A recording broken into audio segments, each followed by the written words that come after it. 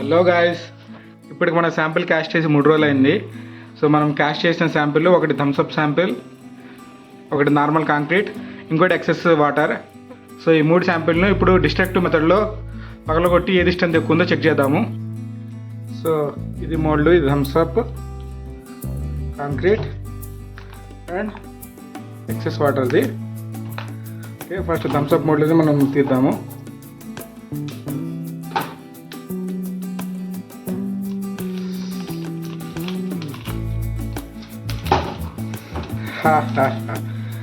Mould చూసారా, open చేస్తేనే concrete bond అనేది ప్రాపర్గా ఫామ్ అవ్వలేదు.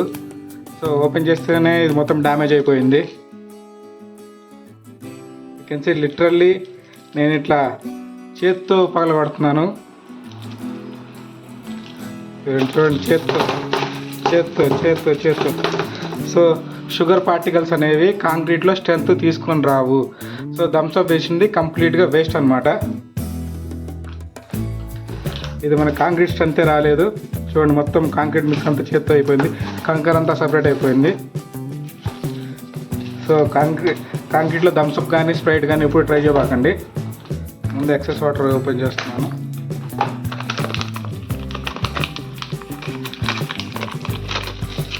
సో కంపారిటివ్లీ థమ్స్అప్తో పోల్చుకుంటే ఇది కొంచెం బెటర్ ఉంది.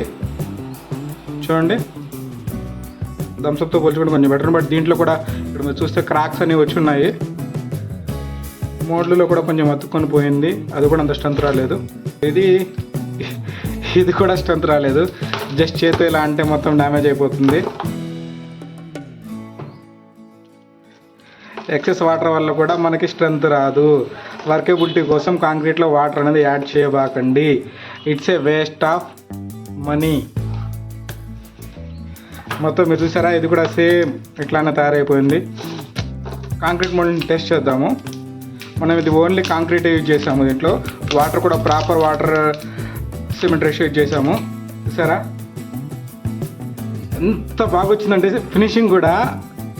చూడండి, మనకి మోల్డ్లో ఉండే ప్రింట్స్ ఏదైతే ఉన్నాయో కనిపిస్తున్నాయా, దీంట్లో HK8 ఉంది. అది ప్రాపర్గా ఇక్కడ మనకు ప్రింట్ వచ్చింది. ఈవెన్ చిన్న చిన్న డాట్స్ కూడా ఎంత బాగా వచ్చింది చూడండి. సో కాంక్రీట్లో వైబ్రేటర్ యూజ్ అనేది ఇందుకు నేను చెప్పేది. వైబ్రేటర్ చేస్తే మీకు సర్ఫేస్ అనేది ఇంత బాగా, మీకు ఎక్స్ట్రా శాండ్ వేయాల్సిన అవసరం లేదు, ఎక్స్ట్రా వాటర్ వేయాల్సిన అవసరం లేదు. వైబ్రేటర్ యూజ్ చేస్తే సరిపోతుంది. చూడండి మీరు ఎంత బాగా వచ్చిందో ఇది. ఓకే, చాలా గట్టిగా ఉంది. మై గాడ్, చాలా చాలా బాగుంది.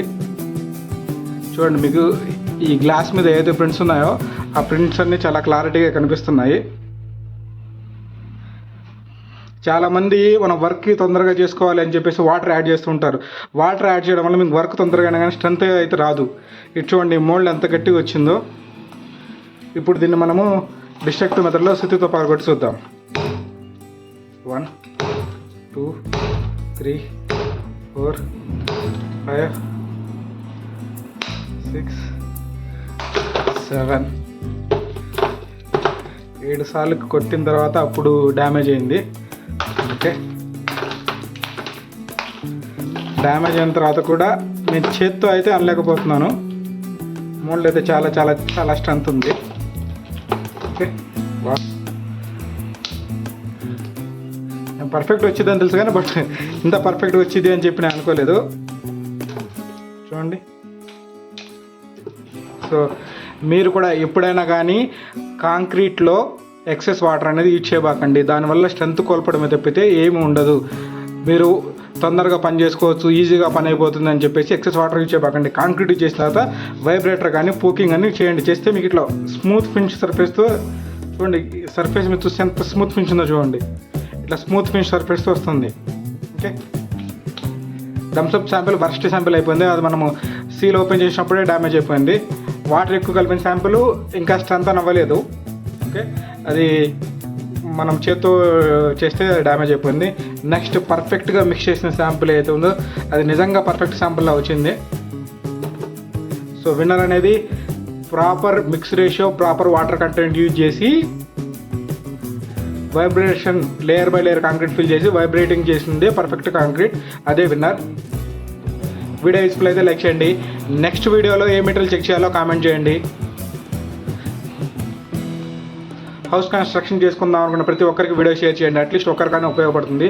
ఇంజనీర్ ఆన్ సైట్ తెలుగు ఛానల్ని సబ్స్క్రైబ్ చేయడం మర్చిపోకండి.